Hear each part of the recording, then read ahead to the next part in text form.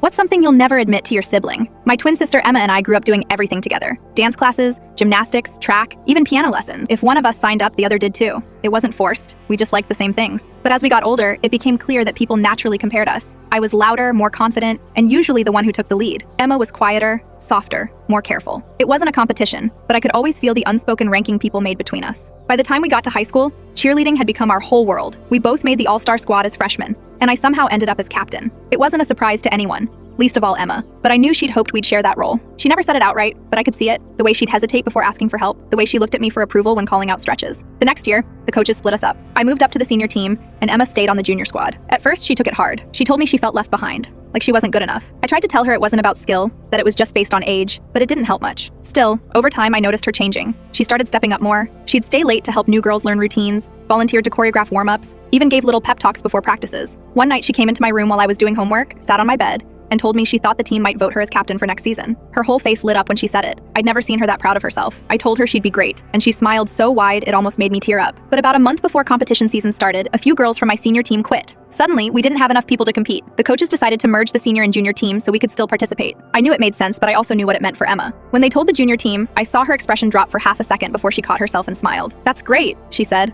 all cheerful, but I could tell it stung. She'd worked so hard to find her own place, and now here I was again, her twin, older by 5 minutes, and back on her turf. Practices were awkward at first. The junior girls were excited to learn new stunts from the seniors, but the dynamic shifted immediately. Everyone still saw me as the leader, the one who took charge when things got messy. I could feel Emma pulling back again just like before. A week before the season officially began, our coach announced we'd be voting for team captain. It was supposed to be democratic, anonymous ballots, majority wins. I could already tell most of the team was going to vote for me. A few girls even said it out loud like it was obvious. That night, I couldn't stop thinking about Emma, about how hard she'd worked that past year, how much she'd grown when I wasn't there to cast a shadow. I didn't want to take that from her. She'd finally built something for herself, and I couldn't stand the thought of being the reason she lost it. So on voting day, right before practice started, I pulled a few of the girls aside. "Hey," I said, keeping my voice casual. "If you were planning to vote for me, don't. Vote for Emma instead. She deserves it." They looked surprised, but they didn't question it. When the votes were tallied at the end of practice, Coach smiled and said, "Congratulations to our new captain, Emma Lewis." The team cheered. I looked over at Emma, her eyes wide, hands over her mouth, and she turned to me, mouthing, "I can't believe it." I just smiled back. From that day on, something shifted in her. She carried herself differently. She was still kind and soft-spoken,